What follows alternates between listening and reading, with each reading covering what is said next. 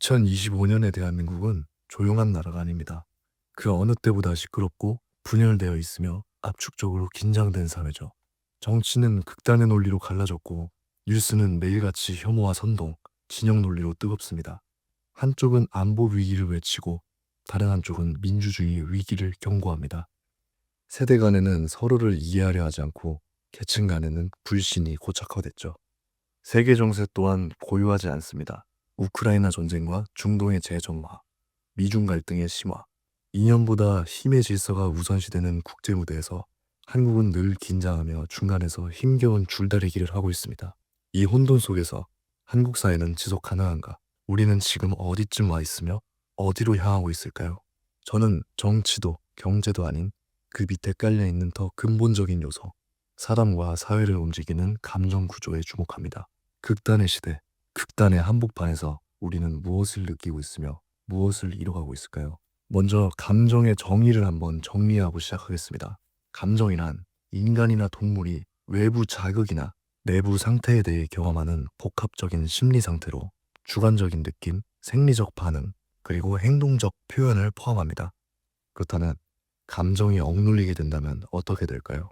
감정을 억압하면 단기적으로는 갈등을 피하거나 상황을 무난하게 넘기는 데 도움이 될 수 있지만 장기적으로는 정신적, 신체적 건강에 부정적인 영향을 줄 수 있습니다. 감정은 느끼고 표현해야 풀리는 에너지 같은 거라서 계속 억누르면 그 에너지가 안에서 꼬이고 뒤틀리게 되죠. 자, 그럼 감정의 정의를 설명드렸으니 지금부터 감정을 부정한 나라의 최후가 무슨 뜻인지 한번 설명해 보겠습니다. 1970년대 행동심리학자 존 B. 캐론 박사는 매우 흥미로운 실험을 설계했습니다. 바로 유니버스 25입니다. 이 실험에서 쥐들은 먹이, 물, 보금자리를 무제한으로 제공받았습니다. 생존에 필요한 모든 조건이 완벽하게 갖춰진 일종의 쥐들의 낙원이었죠. 실험 초기 쥐들은 급속도로 번식하며 개체수가 폭발적으로 증가했습니다. 그러나 시간이 흐르며 사육장 내 공간은 점점 좁아졌고 사회적 스트레스가 서서히 쌓이기 시작합니다. 실험 중후반부로 가면서 쥐들의 행동은 뚜렷하게 변화했습니다.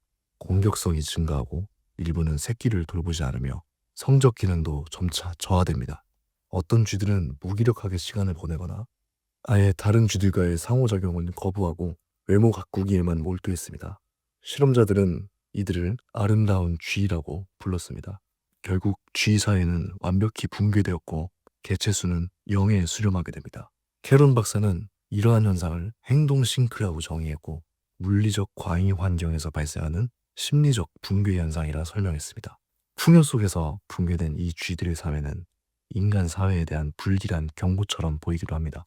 현재 한국 사회의 상황은 이 실험과 많은 점에서 닮아 있습니다. 고속 경제 성장, 높은 교육 수준, 세계적 문화 파급력까지 외부에서 보기엔 자원이 풍족한 나라처럼 보입니다. 하지만 정작 내부에서는 이렇게 열심히 살아서 뭐하지? 사는 게 너무 힘들다 라는 말이 일상처럼 들려옵니다. 삶의 동기와 의미는 점점 사라지고 존재 자체가 피로해지는 사람들이 늘고 있습니다. 한국의 출산율은 세계 최저 수준인 0.72에 도달했습니다. 결혼은 선택이 아닌 부담이 되었고 연애는 귀찮음으로 여겨지며 아이를 낳는 것은 개인의 희생으로 간주됩니다. 이는 유니버스 25 실험 후반부에서 쥐들이 더 이상 성적 관계조차 맺지 않고 번식을 멈춘 장면과 놀라울 정도로 닮아 있습니다. 사람들은 점점 인간관계를 부담스러워하고 공동체보다는 개인의 생존에 집중합니다. 서로를 돌보기보다는 경쟁하고 거리두기보다 단절을 택하는 사회.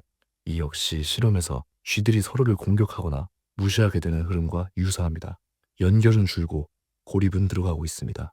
실험 말미, 일부 쥐들은 타인과의 상호작용을 완전히 끊고 오직 자신만을 가꾸는 데 몰두했습니다. 오늘날의 SNS는 이를 떠올리게 합니다. 꾸며진 이미지, 과시성 소비, 비교와 소외. 우리는 스스로를 더욱 돋보이게 하기 위해 끝없이 연출된 자아를 만들고 있지 않을까요?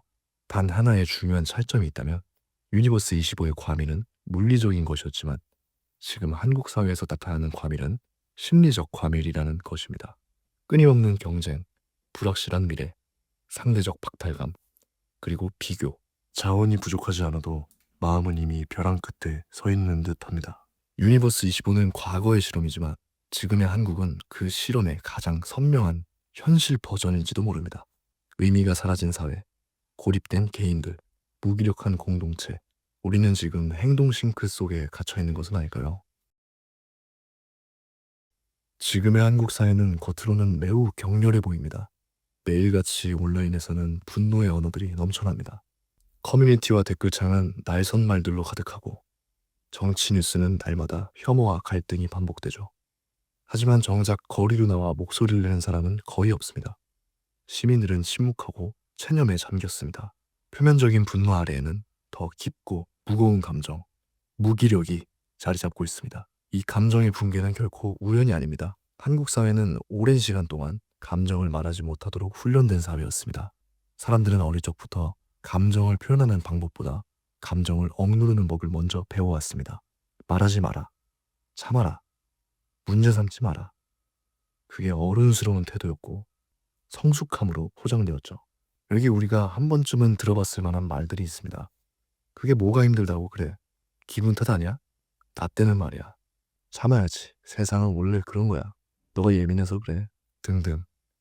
이 말들 중 상당수는 사실상 감정 억압의 언어입니다. 표현은 다양하지만 그 안에 담긴 메시지는 비슷합니다.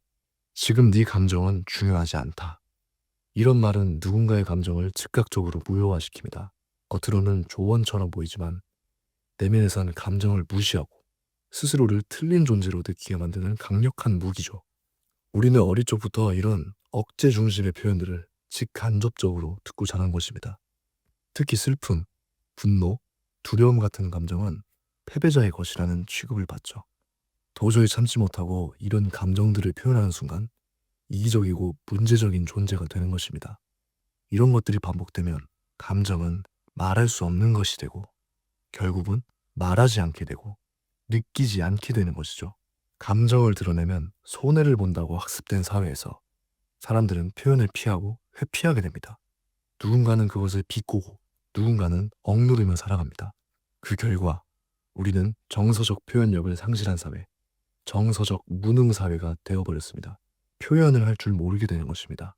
혹시나 표현하려고 해도 표현하는 것에 대하여 죄책감이나 수치심이 따라오게 됩니다. 감정은 숨겨야 하는 것이고 참아야 살아남는 것이라고 배웠으니까요.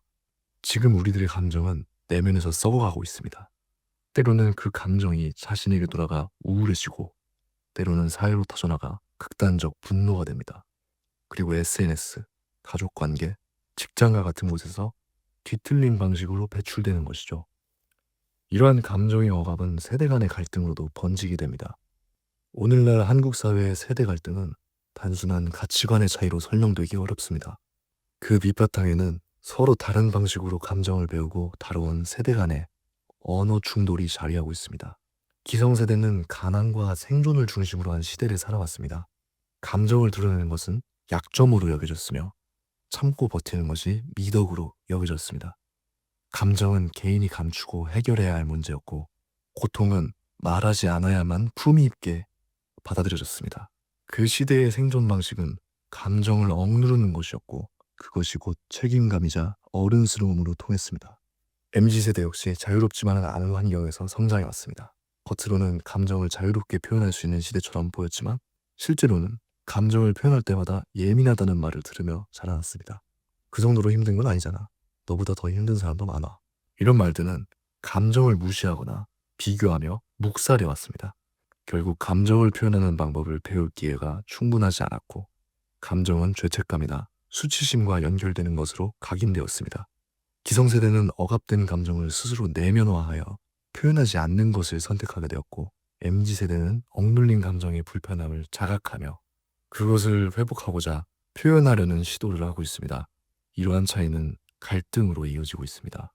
기성세대는 감정을 드러내는 것을 나약함이나 미성숙으로 받아들이는 반면 MZ세대는 감정을 억누르는 태도를 공감 부족이나 정서적 단절로 인식하고 있습니다. 같은 억압 속에서 자라났지만 그 억압을 받아들인 세대와 그 억압을 벗어나려는 세대 사이에 감정에 대한 철학적 차이가 형성된 것입니다. 이 충돌은 단순한 세대 차이를 넘어서는 문제입니다. 이는 억압의 언어에 익숙한 세대와 감정의 언어를 회복하려는 세대가 서로를 이해하지 못하면서 생긴 감정적 단절이라고 볼 수 있습니다. 지금 한국 사회는 같은 상처를 입었지만 그 상처를 서로 다른 언어로 말하는 사람들로 구성되어 있습니다.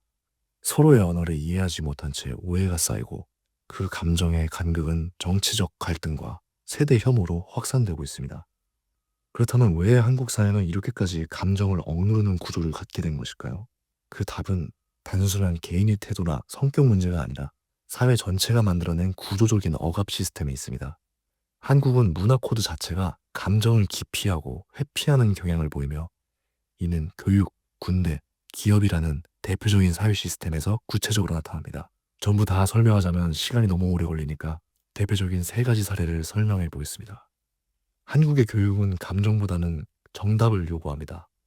학생들은 왜 그런 생각을 했는가를 설명하기보다는 무엇이 맞는가를 빠르게 찾아내는 데 익숙합니다. 이로 인해서 감정을 표현하거나 자기 생각을 이야기하는 능력보다 암기력과 수능성이 더 중요하게 평가됩니다. 또한 교실은 협력보다는 경쟁과 비교의 공간으로 작동하며 학습자 중심보다는 교사 중심의 일방향적인 수업이 많습니다. 이런 환경은 학생들이 자신의 감정을 자유롭게 표현하기보다는 조용히 따르는 태도를 학습하게 만들며 감정의 억제가 일종의 생존 전략이 되는 구조로 굳어지게 됩니다. 한국의 남성 다수는 군복무를 통해 강제적인 감정 억제 훈련을 경험하게 됩니다. 군대는 명령은 복종이라는 수직적 구조를 중심으로 운영되며 그 안에서 감정은 잡념으로 간주됩니다. 특히 두려움, 불안, 슬픔 같은 감정은 허약함으로 해석되기 쉬우며 이런 감정을 표현하는 것은 공동체 전체에 위협이 되는 것처럼 여겨지기도 합니다. 이로 인해서 감정을 찾는 것이 곧 강함이라는 메시지가 반복적으로 주입되며 이러한 서사는 이후 사회생활에서 감정 억압을 정당화하게 됩니다. 직장 문화에서도 감정은 억제되어야 할 대상으로 간주됩니다. 감정을 자유롭게 드러낼 수 있는 권한은 직급에 따라 결정되며 하급자의 감정은 종종 조직에 적응하지 못하는 태도, 상급자의 감정은 리더십이나 카리스마로 포장되기도 합니다. 또 회식 자리에서의 발언, 메신저에서의 말투, 심지어 이모티콘 하나까지도 감정의 표현이 아니라 정치적인 판단의 수단이 됩니다. 이런 문화는 자연스럽게 감정 억제는 사회성이라는 공식을 학습하게 만들고 결국 회사 내에서조차 감정을 표현할 수 있는 통로는 사라지게 됩니다. 남은 감정은 고스란히 집으로, SNS로, 자기 내부로 옮겨지고 결국 어디에서도 제대로 발화되지 못한 감정은 뒤틀리거나 무기력으로 이어지게 되는 것입니다. 이러한 시스템은 한국 사회에서 감정이 자연스러운 인간의 반응이 아닌 통제되고 계산되어야 하는 관리 대상이 되는 배경을 설명해 줍니다. 감정이 억압된 사회는 겉으로는 질서를 유지하는 듯 보이지만 그 안에는 말해지지 못한 감정들이 계속해서 쌓여나가고 있는 것입니다. 감정은 단순한 개인의 내면 상태가 아니라 사회를 움직이는 핵심 동력입니다. 그런데 만약 그 감정이 오랫동안 표현되지 못하고 억압된다면 사회는 점차 균열을 겪게 됩니다. 한국 사회는 지금 바로 그 징후들을 여실히 드러내고 있습니다. 감정이 사라진 자리에 남겨진 것은 숫자와 통계로는 설명할 수 없는 정서적 붕괴의 징후들입니다. 그리고 이런 국가적 현상들이 발생하게 됩니다. 한국의 출산율은 세계 최저 수준입니다. 하지만 사람들은 아이를 낳고 싶지 않다고 말하는 게 아닙니다. 여러 조사에 따르면 많은 한국인들은 자녀를 원하고 있습니다. 그러나 현실적으로 어렵다, 여건이 안 된다고 말합니다. 문제는 그 사이에 감정이 가려져 있다는 것입니다. 아이를 키우고 싶은 마음이 사회적, 경제적 압박 앞에서 제대로 표현되지 못하고 자꾸만 감춰지고 외면되죠. 감정은 그대로인데 그 감정을 말할 언어는 점점 사라집니다. 결국 욕망은 이수돼 표현되지 않고 억눌린 채 현실 논리로 포장됩니다. 그리고 사회는 출산이라는 선택조차 감정이 아닌 계산의 문제로 다루게 됩니다. 한국은 여전히 OECD 국가 중 자살률 1위를 기록하고 있습니다. 많은 이들이 고통을 느끼지만 그 감정을 밖으로 드러내기보다는 안으로 삭힙니다. 슬픔, 분노, 두려움은 억눌려 결국 자기 자신을 향한 파괴적 에너지로 전환되며 표현되지 못하는 감정은 극단적인 방식으로만 드러나게 됩니다. 사회적으로 감정을 이야기하는 것이 여전히 금기시되거나 민폐로 여겨지는 구조 속에서 감정은 침묵 속에 갇히고 그 침묵이 죽음을 부릅니다. 한국 사회의 정치 양극화는 단순한 이념의 충돌이 아닙니다. 말할 수 없던 감정들이 진영 논리를 통해 배출되는 구조입니다. 분노, 불안, 외로움, 좌절 같은 감정은 일상에서 표현되지 못한 채 억눌리고, 그 감정은 정치 집단 속에서 비로소 말해지는 느낌을 주게 됩니다. 정치 진영은 감정을 자극하는 언어를 사용합니다. 진보는 소외와 분노를, 보수는 불안과 위협을 강조하며 지지를 모읍니다. 결국 이성보다는 감정으로 정치를 선택하게 되는 사회가 됩니다. 정치가 감정을 풀어주는 대리인이 되어버리면 정책보다는 감정적 대립이 우선시되고, 타협보다는 혐오와 조롱이 정치의 언어가 되어버립니다. 감정을 표현하지 못한 사회는 정치를 통해 감정을 대신 싸우게 만듭니다. 그리고 그 싸움은 점점 더 격렬해지고 해결은 멀어집니다. 요즘 청년들은 게으르거나 의욕이 없는 것이 아닙니다. 그저 감정을 잃어버린 채 살아가고 있을 뿐입니다. 왜 살아야 하지? 이 질문조차 사치처럼 느껴지는 세상 속에서 청년들은 감정이 사라진 삶을 견디고 있습니다. 희망을 말하면 너무 이상적이라고 하고, 불안을 말하면 그건 네 문제라고 하며, 분노를 말하면 예민한 애라는 말을 듣게 됩니다. 이런 사회는 청년들에게 감정 표현의 공간을 주지 않습니다. 그래서 청년들은 점점 말하지 않고 느끼지 않게 됩니다. 감정을 느끼지 못하는 세대는 열정도, 분노도, 슬픔도 흐르지 않습니다. 그 결과는 무기력이라는 이름의 정서적 마비입니다. 무기력한 청년이란 살고 싶은 마음을 잃어버린 것이 아니라 느낄 수 있는 여유조차 잃어버린 사람들입니다. 한국 사회에는 독특한 정서적 구조가 존재합니다. 바로 분노의 연쇄입니다. 원래 분노는 자신을 지키기 위한 감정입니다. 부당함에 저항하고 변화를 요구하며 경계를 세우는 감정이죠. 하지만 지금 한국에서 분노는 다르게 작동합니다. 분노는 구조화되어 있고 사회 전반에 걸쳐 순환하고 있습니다. 정치는 분노를 자극합니다. 상대 진영에 대한 혐오와 공격으로 지지층을 결집시키려고 하죠. 미디어는 그 분노를 확대 재생산합니다. 자극적 이슈와 갈등 구조는 클릭수를 높이기 위한 도구가 됩니다. 사람들은 그 분노를 소비하고 공유하며 살아갑니다. 커뮤니티와 SNS 속에서 감정은 쉽게 옮겨붙고 증폭되며 해소되지 않습니다. 이 구조 속에서 핵심은 공격의 감정입니다. 정치적 반대자, 특정 계층, 타 집단에 대한 낙인과 혐오는 한국 사회의 정서적 기본값처럼 자리 잡고 있습니다. 왜 이렇게 되었을까요? 첫 번째는 압축 성장의 후유증입니다. 단기간의 급속한 성장은 극심한 경쟁을 만들었습니다. 누군가를 이겨야 살아남는 구조는 타인의 경쟁자 혹은 적으로 만들었습니다. 두 번째는 심리적 빈곤감입니다. 객관적으로는 이전 세대보다는 풍요롭지만 끊임없는 비교와 박탈감은 오히려 감정을 더 메마르게 만듭니다. 왜 나는 안 되지? 라는 생각이 쉽게 분노로 전환됩니다. 세 번째는 미성숙한 공론장입니다. 유튜브, 댓글, SNS 중심의 소통 구조는 깊은 논의보다는 짧고 자극적인 표현에 익숙해져 있습니다. 분노는 쉽게 퍼지지만 정화되거나 성찰되는 과정은 사라졌습니다. 이처럼 한국 사회는 분노를 표현이 아닌 소비의 방식으로 순환시키는 구조를 갖고 있습니다. 분노는 끝없이 커지지만 누구도 책임지지 않는 구조 속에서 우리는 점점 더 서로를 향한 불신과 혐오 속에 살아가고 있는 셈입니다. 제가 우려하는 부분은 이것입니다. 한국 청년들은 지금 조용한 분노 상태라는 것입니다. 무슨 말인가 하면 해외 시위의 경우 정치적 불만이 거리로 나오지만 한국은 아닙니다. 한국 청년들은 정말 중대한 상황의 경우 거리에 나오지만 질서정연하고 정중하고 조심스럽습니다. 그 이유는 무엇일까요? 너무 나서면 좋지 않다. 회사에서 알면 어쩌지? 티내지 말고 그냥 조용히 살자. 와 같은 공포. 이 공포는 외부 억압이 아니라 내면화된 억압이 있기 때문이죠. 그리고 이것이 진짜 무서운 점입니다. 자기 검열이 당연해진 사회, 감정의 폭발조차 설계된 공간에서만 허용되는 사회. 감정은 축적되지만 표출할 공간은 없습니다. 이건 심리적으로 굉장히 위험한 구조입니다. 계속 쌓이는데 배출구가 없으면 당연히 터지기 마련이죠. 특히 젊은 세대는 SNS와 같은 온라인상에서 분노를 표출하지만 행동으로 이어지는 것은 거의 없습니다. 해외에서는 청년들의 분노가 거리로 분출됩니다. 억눌린 감정은 온라인을 넘어 실제 행동으로 이어지며 때로는 격렬한 시위로 폭발하죠. 프랑스 청년들은 2023년 연금 개혁 강행에 맞서 화염병과 점거 시위로 응답했습니다. 단순한 제도 반대가 아닌 미래에 대한 불안과 불만의 직접적 표출이었습니다. 미국에서는 조지 플로이드 사건 이후 블랙 라이브스 매터라는 시위가 전국으로 번지며 청년들의 분노가 경찰서 방화와 대규모 충돌로 이어졌습니다. 홍콩에서는 범죄인 인도법 반대 시위에서 10대, 20대 청년들이 선봉에 서며 격렬한 시위를 벌였고, 칠레에서는 지하철 요금 30페소 인상이 수십 년 누적된 박탈감과 분노를 폭발시켜 전국적인 폭력 시위로 이어졌습니다.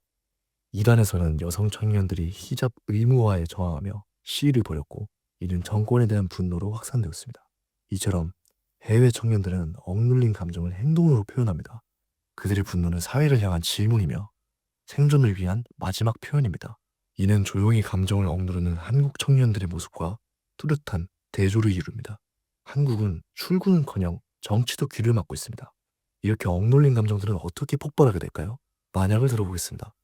대형 사고, 부당 판결, 정치적 배신 등의 중대한 사회적 외상 사건이 발생하고, 이건 정말 아니다 라는 청년들의 감정의 흔들림이 발생합니다.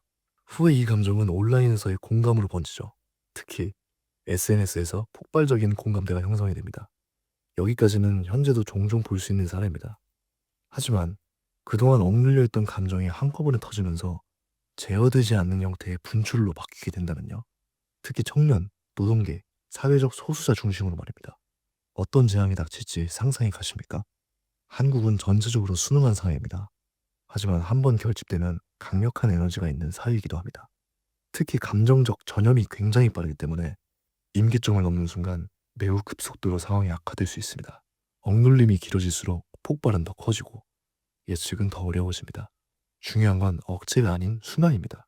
분노는 건강하게 흘러야 합니다. 그렇지 않으면 언젠가 우리가 감당할 수 없는 방식으로 돌아올 수 있습니다. 도대체 왜 이토록 분노는 넘쳐나고 희망은 사라졌는가? 우리는 말하지 않고 참기만 하게 되었는가? 감정 없는 효율이 사회를 지배하게 되었는가? 왜 청년들은 체념하고 관망하게 되었는가? 해결 방법은 과연 무엇일까요? 지금의 한국은 선택지가 별로 없습니다. 제 생각에는 혁신도, 정책도, 복지도 당연히 중요하지만 아무리 좋은 혁신, 정책, 복지가 나와도 현장에서는 눈치를 보며 움직이지 못한다면 과연 무슨 의미가 있을까요? 저는 그 해답이 감정 회복을 중심에 둔 새로운 사회 설계에 있다고 봅니다. 집단적으로 우리는 왜 이렇게 되었는가에 대해서 성찰하고 지역, 교육, 노동, 문화 등에서 다양한 소규모 대안 실험을 하며 잘 산다에서 의미 있게 산다로의 인식 변화, 감정을 억압하지 않는 문화를 재건하는 것에서 출발하는 것입니다. 지금 한국 사회가 필요로 하는 것은 더 빨리가 아니라 더 깊이입니다. 우리는 지금 정말 거대한 전환점 위에 서 있습니다. 경제, 정치, 안보도 중요합니다. 다만 지금 가장 위험한 것은 바로 인간으로서 느낄 수 있는 권리, 감정의 권리가 사라지고 있다는 것입니다. 지금 필요한 것은 감정의 재구성입니다. 이제는 무엇을 할 것인가 보다 어떻게 느끼며 살아갈 것인가를 말해야 합니다. 이 영상이 불편하게 다가왔다면 그래서 다행입니다. 저는 대한민국의 2025년을 살아가는 평범한 청년으로서 함께 질문을 던지고 싶은 것 뿐입니다. 절대 세대 갈라치기나 폭력 시위 옹호, 풍요로운 세대의 신세 한탄이 아닙니다. 우리는 지금 감정이 사라진 사회의 말로를 보고 있습니다. 울어도 되는 순간에 울지 못했고, 화가 나도 화내지 못했으며, 기뻐도 그것을 드러내는 법을 배우지 못한 채 그저 참는 법만을 배워왔습니다. 그 결과가 지금 우리 앞에 펼쳐진 사람이 서로를 이해하지 못하고 공감이 사치가 되어버린 이 사회입니다. 감정이 없는 사회는 결코 지속되지 않습니다. 기계처럼 일하고 기계처럼 웃고 기계처럼 살아가는 삶은 결국 누구도 책임지지 못할 공허로 남을 뿐입니다. 우리 아이들은 이제 태어나지 않으며 청년들은 꿈꾸기를 포기하고 기성세대는 과거의 방식을 절대화한 채 미래 세대의 언어를 이해하려 하지 않습니다. 이것이 유니버스 25의 마지막과 겹쳐 보이는 이유입니다. 먹이도 있고 물도 있고 잠잘 공간도 있었지만 돌봐야 할 의미, 기다려줄 누군가, 함께 느낄 감정이 사라진 순간 그 쥐들의 문명은 끝났습니다. 지금 우리에게 필요한 것은 더 많은 법과 제도, 더 많은 자본이나 정책이 아닐지도 모릅니다. 우리가 진정으로 회복해야 할 것은 바로 감정의 언어입니다. 서로를 이해하려는 말, 고통을 말할 수 있는 용기, 슬픔을 슬픔이라 부를 수 있는 사회, 희망을 희망이라 말할 수 있는 공간, 그 감정들이 다시 살아날 때 우리 아이들은 다시 태어나려 할 것입니다. 청년은 다시 꿈꾸고 기성세대는 품을 줄 알게 되며 사회는 다시 우리가 될 수 있을 겁니다. 우리는 지금 어디쯤 와 있을까요? 아마도 문명의 갈림길, 다시 사람답게 살 것인가, 아니면 무기력 속으로 사라질 것인가에 대한 기로에 서 있는지도 모릅니다. 그 갈림길에서 우리가 붙잡아야 할 것은 결국 사람, 그리고 사람을 움직이는 감정일 것입니다. 더는 누가 잘못했는지를 따지기보다 무엇이 잘못되었는지를 이야기해야 할 때입니다. 변화는 거창하지 않습니다. 지금 당신이 제 말을 끝까지 들었다는 사실, 그리고 조금이라도 마음이 움직였다면 그것이 시작입니다. 우리 다시 살아보자는 겁니다. 누군가에게 이기기 위해서가 아니라 우리 스스로에게 지지 않기 위해서, 이 나라를 포기하지 않기 위해서, 그리고 무엇보다 나 자신, 우리 미래의 후손들을 위해서 말이죠.